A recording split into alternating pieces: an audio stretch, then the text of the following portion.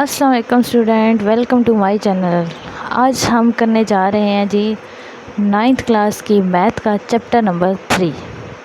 क्योंकि बहुत से स्टूडेंट को न्यू सिलेबस है, बहुत से स्टूडेंट को बहुत सारे इश्यूज़ आ रहे हैं, तो उन इश्यूज़ को आज हम सॉल्व करने जा रहे हैं। सबसे पहले तो हम चलते हैं जी अपने टॉपिक की तरफ।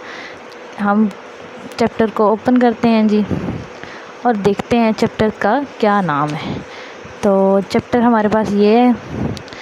चैप्टर का नाम क्या है? जो चैप्टर है वो हमारे पास क्या है जी? Sets and function. सेट्स क्या होता है और फंक्शन क्या होता है, ये दोनों जो हैं बेसिकली इसमें हम दो चीज़ें डिस्कस करेंगे, एक सेट है और एक फंक्शन है। ठीक है, सबसे पहले जो आपको समझ आना चाहिए कि सेट्स क्या होते हैं, फिर हम उसके बाद फंक्शंस को डिस्कस करेंगे कि फंक्शंस क्या होते हैं। ठीक है, तो सेट जो आपकी यूनिट एक्सरसाइज 3.1 है वो सारी सेट से ही सेट के रिलेटेड है। तो सेट्स क्या हैं ये हम देखते हैं। बेसिक जो है वो आपको आनी चाहिए सेट की डेफिनेशन क्या होती है, जिससे हमें पता चले कि हाँ जी जो चीज़ हम पढ़ रहे हैं उसका क्या मकसद है। ठीक है, तो सेट्स की क्या डेफिनेशन है, हाँ जी वो हम देखते हैं। ये पेज नंबर 39 पे हमें इसकी डेफिनेशन मिली है और वो क्या है कि अ सेट इज़ डिस्क्राइब्ड, ये यहाँ से A set is described as a well-defined collection of distinct objects, numbers or elements, so that we may be able to decide whether the object belong to the collection or not. ठीक है, अब क्या है set? आपको definition तो आपने पढ़ ली, लेकिन इसका बेसिक क्या है? वेल डिफाइंड होने का क्या मतलब है कि हमारे पास जो नंबर्स आए हैं या जो जिस चीज़ का हमने सेट बनाना है, सबसे पहले हम उनको डिफ़ाइन कर सकें, उनको डिस्क्राइब कर सकें।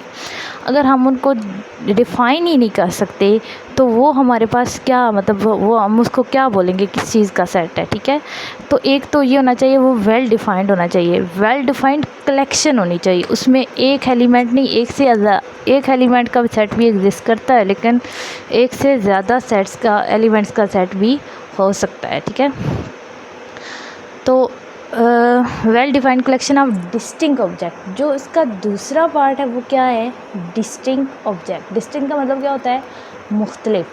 अगर एक ग्रुप में या एक सेट में दो एलिमेंट्स, एक ही ग्रुप के दो एलिमेंट्स एक जैसे लाइक कर रहे हैं, तो हमारे पास वो जो हमने सेट बनाया होगा, बेसिकली हम उसे सेट कह तो नहीं सकते ना, तो वो हमारे पास सेट नहीं होगा। क्यों? मैं आपको इसकी एक एग्जांपल दे देती हूँ। एग्जांपल क्या है जी कि फ़र्ज़ करें अगर हमारे पास है 1। ठीक है, 1 क्या है? एक नंबर है। ठीक है, 2 भी क्या है? एक नंबर है। 3 भी क्या है? एक नंबर है। तो ये तीनों एलिमेंट्स नंबर्स के ग्रुप से बिलोंग कर रहे हैं ना। अब अगर मैं कहूँ कि 1 और 2 सेम है, तो क्या ये बात सही है? नो, ये दोनों सेम नहीं है। इसी तरह 2 और 3 सेम है, तो नो, ये दोनों सेम नहीं है। ये बेशक एक ग्रुप के हैं, लेकिन ये दोनों इन दोनों की अलग अलग प्रॉपर्टीज़ हैं। ये 1 है, ये 2 है और ये 3 है। तो इसी को अगर हम ब्रैकेट के अंदर लिख दें, इक्वल टू किसी सेट ए का नाम दे दें, तो ये हमारे पास एक सेट बन जाता है। इसके अलावा अगर हम लिखें कि ए इज़ इक्वल टू, इसके अलावा अगर हम लिखें ए इज़ इक्वल टू ब्रैकेट 1 2 1 2, तो आप देखो कि ये और ये सेम है, ये और ये सेम, ये दोनों सेम है, तो ये एक ग्रुप के या एक सेट के नहीं है। मतलब बेशक ये दोनों नंबर ही हैं, लेकिन ये दोनों डिस्टिंक्ट नहीं है। जो हमारे पास सेट की दूसरी कंडीशन है उसको ये सेटिस्फाई नहीं कर रहे, तो ये हमारे पास सेट नहीं है। ठीक है, आगे वो क्या कहता है कि जी हम जो सेट के नेम है उसको कैपिटल लेटर से डिनोट करते हैं, और जो सेट के एलिमेंट मतलब जो सेट के अंदर एलिमेंट होते हैं वो स्मॉल लेटर से शो किए जाते हैं। ठीक है, यहाँ तक तो आगे। अब आगे हम आते हैं जी अपने क्वेश्चन की तरफ। आपको क्वेश्चन का समझ आ गया? क्वेश्चन हमारा क्या है जी? अगर हम 3.1 पे जाएं तो ये हमारे पास 3.1 और 3.1 का जो पहला क्वेश्चन है वो क्या है कि right the following set in set builder notation. हाँ जी, हमने इसको सेट बिल्डर नोटेशन या सेट बिल्डर मेथड से इसको करना है। अब आप में से बहुत आपको नहीं पता कि सेट बिल्डर मेथड क्या होता है, ठीक है। तो सबसे जो बेसिक है वो क्या है कि हमें पहले पता होना चाहिए कि हम जो चीज़ कर रहे हैं वो क्या है, उसको कैसे किया जाता है, वो क्या है। सेट तक तो आपको पता चल गया है। आप देखें ये यहाँ पे इसके सारे एलिमेंट एक ही ग्रुप के हैं और ये सारे क्या हैं, डिस्टिंक्ट हैं, ठीक है, एक दूसरे। तो ये सेट है। इसी तरह ये सारे जो हैं वो एक ही ग्रुप के हैं और डिस्टिंक्ट है। तो ये सारे आपके पास यहाँ से यहाँ तक सेट है। लेकिन ये सेट बिल्डर में हमने इसको कैसे करना है, ये चीज़ है मेन। तो वो कैसे करते हैं, उसके लिए मैं आपको ये बताऊँ कि हमारे पास सेट को डिस्क्राइब करने के 3 मेथड होते हैं। कितने मेथड होते हैं, 3 मेथड, ठीक है। There are 3 different ways of describing a set. किसी भी चीज़ को डिस्क्राइब करने के लिए हमारे पास कोई ना कोई मेथड, कोई फार्मूला या कुछ भी ऐसा होता है। तो एक सेट को डिस्क्राइब करने के लिए हमारे पास 3 मेथड होते हैं। कौन से, डिस्क्रिप्टिव फॉर्म, टेबुलर फॉर्म और सेट बिल्डर मेथड, जो कि अभी पीछे हमने देखा भी है, सेट बिल्डर नोटेशन। अच्छा, डिस्क्रिप्टिव फॉर्म क्या होती है, हमारे पास अ सेट में बी डिस्क्राइब्ड इन वर्ड, जिसमें हम सेट को डिस्क्राइब करते हैं वर्ड में। हमारे पास सेट हो गया तो हमने बस सिंपल लिख देना है set of even numbers, set of odd numbers, set of vowels या कुछ भी सेट ऑफ चेयर्स, हम कुछ भी उसमें लिख देते हैं। जैसे कि यहाँ पे for instance the set of vowel of the English alphabet. तो ये जो हमने वर्ड में लिखा वो हमारे पास क्या हो गया, डिस्क्रिप्टिव फॉर्म, ठीक है। अब अगला क्या आता है, टेबुलर फॉर्म। टेबुलर फॉर्म में क्या है कि हमारे पास जो वर्ड में लिखा हुआ ग्रुप है उसको हमने जो ब्रैकेट के अंदर, ठीक है, और उसको हम क्या उसके सारे एलिमेंट एक तो लिखने होते हैं और साथ में इसको ब्रैकेट के अंदर शो करवाना होता है। टेबुलर फॉर्म में बी डिस्क्राइब अ सेट में be describe by listing it element with in bracket. तो हम इसको क्या करते हैं, हम इसको ब्रैकेट के अंदर लेते हैं। If A is the set mentioned above then we may write A is equal to A E I. यहाँ पे हमने जस्ट लिखा था सेट ऑफ वावल। अब हमें पता है वावल कौन कौन से होते हैं, ई आई ओ यू। तो ये हमने इनको ब्रैकेट के अंदर लिख दिया और हमारे पास ये सेट आ गया, ठीक है। इससे अगला जो होता है वो है सेट बिल्डर। हाँ, एक और बात, ये चीज़ MCQs में आ सकती है कि हम टेबुलर फॉर्म को रोस्टर फॉर्म भी बोलते हैं। तो आपको इस चीज़ को नोट डाउन कर लें कि क्योंकि ये MCQs में के लिए इम्पोर्टेंट क्वेश्चन, ठीक है। आगे आ जाती है set builder method. What is set builder method. आप लोगों को ये शायद थोड़ा सा टिपिकल लगे, मतलब बहुत से स्टूडेंट जो गए हैं आगे या जिन्होंने पहले पढ़ा है, तो बहुत से स्टूडेंट की शिकायत होती है कि टीचर ये मुश्किल है ये वैसे। तो ये थोड़ा सा टिपिकल होता है, मतलब अगर आपने इसको कंसेप्ट के लिहाज से किया तो आपके लिए ये बिल्कुल भी मुश्किल नहीं रहेगा। सेट बिल्डर मेथड क्या होता है, it is some time more convenient और useful to apply the method of set builder notation in specifying set. Set builder में हम ना तो वर्ड में लिखते हैं ना ही ब्रैकेट के अंदर लिखते हैं, बल्कि हम क्या करते हैं, हम जस्ट उसकी एक कंडीशन को लिख देते हैं। हम उसका स्टार्टिंग पॉइंट और एंड पॉइंट देखते हैं, उनमें कॉमन डिफरेंस देखते हैं और उसको बस सिंबल और एलिमेंट यूज़ करके हम उस सेट को लिख देते हैं, ठीक है। तो इसका क्या है, this is done by using symbol और letter for any arbitrary set member and setting the property common to all that member, this thus the above set में बी रिटन है।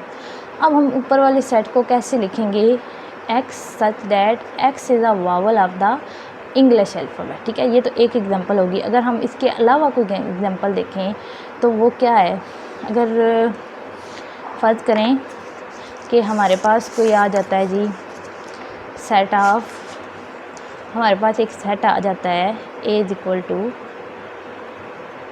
0 1 2 3 4 5 6 7 8 9 और 10, ठीक है। तो हमने इसको कैसे लिखना है सेट बिल्डर में। सेट बिल्डर में लिखने के लिए हमने क्या करना है, मेथड यही है कि हमने सेट को डिनोट करना है, ब्रैकेट लगानी है। अब यहाँ पे हमने लिखना है x such that x is equal to n। ये सारे नंबर हमने n के इक्वल कर दिए, मतलब ये सारे n है, 0 भी n है, 1 मतलब इसमें सारे एलिमेंट वो इक्वल टू n है। अब n क्या है, वेयर आपने बोलना है कि n कहाँ से बिलोंग करता है। अगर आप इसको गौर से देखो तो ज़ीरो मतलब कोई भी सेट जो ज़ीरो से स्टार्ट होता है वो क्या होता है, वो सेट ऑफ होल नंबर। हम सेट को भी डिस्कस करेंगे, लेकिन अभी आपको बताती चलूँ कि ये सेट ऑफ होल नंबर से बिलोंग करता है। तो ये क्या है, हम इसको किसे कैपिटल W से शो करेंगे। एंड इसकी कंडीशन क्या है, सेट ऑफ होल नंबर क्योंकि ज़ीरो से स्टार्ट होता है तो हम इसको जस्ट लिख देंगे n less or equal to 10। मतलब कि 0 से लेकर 10 तक जो जितने भी नंबर है वो सारे इसमें लाई करते हैं। ठीक है, तो ये हमारे पास कौन सा मेथड हो गया, सेट बिल्डर मेथड का। अभी हम अपने क्वेश्चन की तरफ आते हैं। हमारा क्वेश्चन क्या है जी, हमारा क्वेश्चन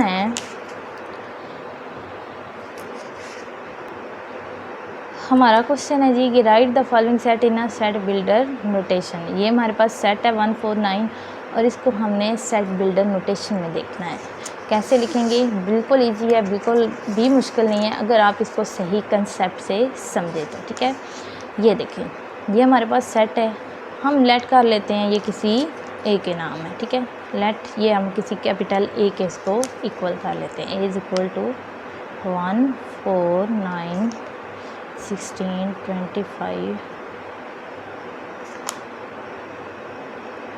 अब आपने इसमें कुछ चीज़ें जो हैं वो देखनी होती हैं कि इस सेट में ऐसा क्या है कि ये हर एलिमेंट हम एक से दूसरे एलिमेंट को फाइंड कर सकते हैं। सबसे पहले आप देखें कि अगर मैं इसको लिखूँ 1 को 1 का स्क्वायर लिखूँ तो क्या मैं लिख सकती हूँ, बिल्कुल 1 का स्क्वायर इक्वल टू 1 होता है। अब 4 है तो 4 किसका स्क्वायर है, 2 का। 9 है तो 9 किसका स्क्वायर है, 3 का, सॉरी 16 किसका स्क्वायर है, 4 का। 25 किसका स्क्वायर है, 5 का। अगर आप में से किसी स्टूडेंट को नहीं पता तो आप ये सारे चेक भी कर सकते हैं। सॉरी ये 6 का। नेक्स्ट हमारे पास शो नहीं हो रहा है तो 7 8 9 का। अब ये 484 तो ये कहाँ तक जा रहा है, अगर पहले 1 2 3 4 5 6 आए हैं तो तरतीब से ये आगे भी ऐसे ही जा रहे हैं। ठीक है, तो ये किसका स्क्वायर है, ये हमारे पास जी आता है 22 का स्क्वायर। ठीक है, ये किसका स्क्वायर है, ये 22 का स्क्वायर। आप इसको चेक भी कर सकते हैं। मतलब कि हमारे पास ये नंबर 1 के स्क्वायर से लेके 22 के स्क्वायर तक ये सेट लाई कर रहे हैं। अब हमने इसको दिखना है डिस्क्रिप्टिव फॉर्म में। कैसे लिखेंगे, हम लिखेंगे A is equal to x such that x is equal to, पहले सेट में जो आगे मैंने आपको एग्जांपल दी थी उसमें जस्ट नंबर था। अब यहाँ पे देखें सारे नंबर्स का स्क्वायर है तो हम इसको लिख देते हैं कि जी n का स्क्वायर। अब ये n कहाँ से बिलोंग कर रहा है, कौन से सेट हैं, जो सेट 1 से स्टार्ट होते हैं वो कौन से सेट होते हैं, सेट ऑफ नेचुरल नंबर। ठीक है, वो कौन सा सेट होता है, नेचुरल नंबर का। तो n कहाँ से बिलोंग कर रहा है, सेट ऑफ नेचुरल नंबर से। और इसकी कंडीशन क्या है जी कि ये नेचुरल नंबर का स्क्वायर 1 से लेस भी है, और सॉरी 1 लेस है, इक्वल है n से, और n लेस और इक्वल टू किससे है, 22 से। मतलब कि ये स्क्वायर जो है वो हमारे पास कहाँ पे जा रहा है, 22 तक जा रहा है। 22 बीच में ये इक्वल का साइन इसीलिए लगाते हैं कि इसमें 22 इंक्लूड है। ठीक है, और अगर हमारे पास ये साइन ना हो तो इसका मतलब है कि 22 नहीं है, इससे पिछला एक नंबर है। ठीक है, इसी तरह यहाँ से 1 है, 1 से पीछे तो हम नेचुरल नंबर में जाते भी नहीं है। लेकिन ये अगर आप इस चीज़ को ना भी लिखें तो आपको शो हो जाता है कि n less or equal to 22, क्योंकि नेचुरल नंबर जो होते हैं वो 1 से ही स्टार्ट होते हैं।